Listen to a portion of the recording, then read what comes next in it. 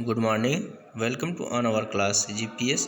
तो बच्चों आज अपन देखेंगे जो है चौथे भाग के अंतर्गत जो है अर्थशास्त्र में अध्याय 6 का बच्चों आपको पाँच पढ़ेंगे। जो है इससे पहले आपको मैं बता चुका हूँ आपको बच्चों की सारणियन जो है यांत्रिक सारणियन के लाभ और यांत्रिक सारणी के अंतर्गत के बारे में आपको बताया था। तो आज इसी के देखेंगे द्विचर आवृत्ति सारणी, है ना। तो इसके अंतर्गत ध्यान देंगे द्विचर आवृत्ति सारणी में यदि विभिन्न पदों के दो दो माप लेकर उन्हें एक आवृत्ति सारणी में व्यवस्थित करने हेतु समान पदों की संख्या को दो चर मूल्यों के माप के आधार पर आवृत्ति सारणी में रखा जाए तो उसे द्विचर आवृत्ति सारणी कहा जाएगा।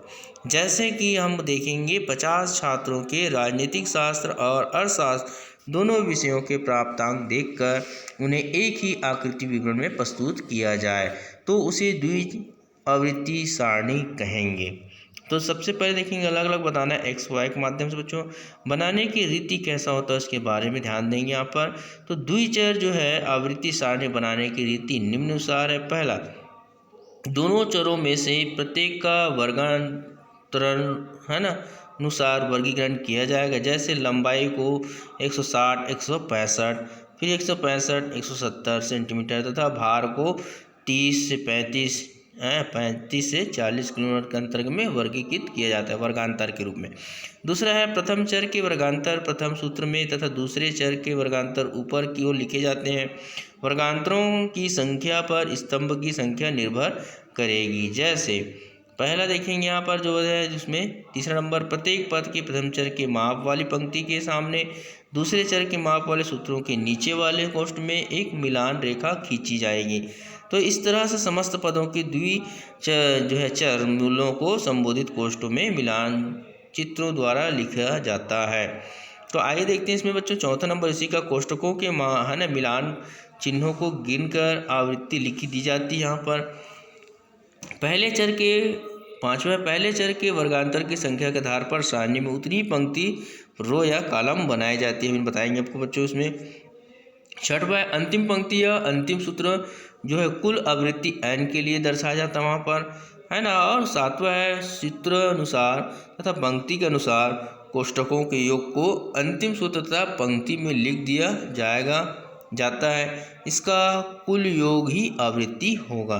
जैसे आइए देखते हैं उदाहरण बच्चों। यहाँ पर एक कक्षा में 20 विद्यार्थी ने गणित और अर्थशास्त्र में निम्न अंक प्राप्त किए।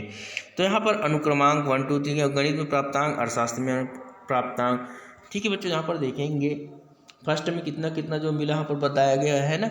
उसके बाद देखिए अनुक्रमांक जो है 13 से 20 तक बताया गया है। फिर प्राप्तांक मतलब यहाँ से 20 तक को जो है अंक में विभाजित किया गया है ना।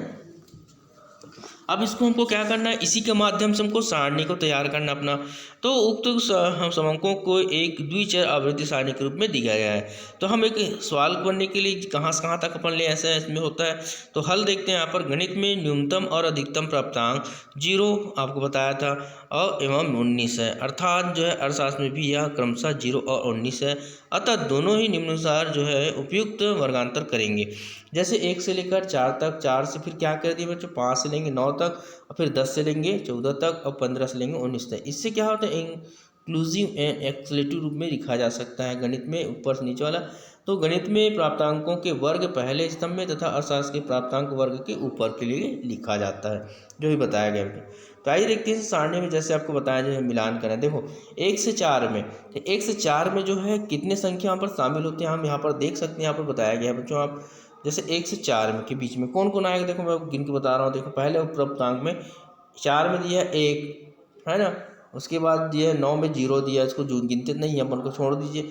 1 यहाँ पर दिया है आपका, है ना, 1 इसमें हो गया, है ना। फिर यहाँ पर जो दिया गया आपका 2, 3 नंबर दिए 3, 1, 4, ऐसे इसको चाहे आपको नीचे में गिन सकते हो इसमें बच्चों यहाँ पर गणित के रूप में, ना। तो यहाँ पर 4, 1, 2 हो गया, 3 हो गया ना, 4 हो गया। तो इस प्रकार 4 जो दिया गया है यहाँ पर देखो, है ना। 1 से 4 में 4 दिया, लेकिन यहाँ पर 2 बता रहा है बच्चों, है ना। इसमें जो प्राप्तांक में 1 से 4 के बीच लेना है ना। तो आप इसमें देखेंगे बनाएंगे समझ आएगा आपको। जैसे 5 से 9 के बीच में 1 दिया, जैसे ये देखो 4 दिया टोटल, मतलब सॉरी 5 देखो 1 2 3 4 5, ऐसे इसको क्या करते हैं सारणी में बनाएंगे हम, है ना। इस प्रकार आप निकालेंगे। फिर मिलान रेखा के आधार पर ही विचार जो है आवृत्ति सारणी निम्नांकित रूप में क्या है रखी जा सकती है। जैसे आप इसको कम रूप में कर दें, देखो 4 में 2 है, 2 है, इसमें करके 5 हो गया, इसमें 3 है ना, 4 हो गया। इस प्रकार ये जो है नीचे जो है हॉरिजॉन्टल एंड वर्टिकल कॉलम का योग कर देंगे, यहाँ पर समान जो है ना होना चाहिए। तो इस प्रकार जो है देखो 4 7 6 3 ये जो है रो कॉलम में हो गया आपका। फिर 5 है ना जो दिया है आपको, देखो यहाँ पर बच्चों 5 4 6 5 मिलाकर 20 हो जाएगा। तो यहाँ पर देखेंगे 4 है ना, 4 7 6 और यहाँ पर 3, तो टोटल 20 यहाँ पर भी हो जाता है बच्चों। अब इनको रो का अपन कॉलम यहाँ पर जो दिया है इसमें इस प्रकार से बनाकर लास्ट में कर सकते हैं। तो बच्चा आज में जो है आपका अध्याय 6 जो है खत्म हुआ, कंप्लीट हो बच्चा, है ना। आज के लिए बेटा गुड डे।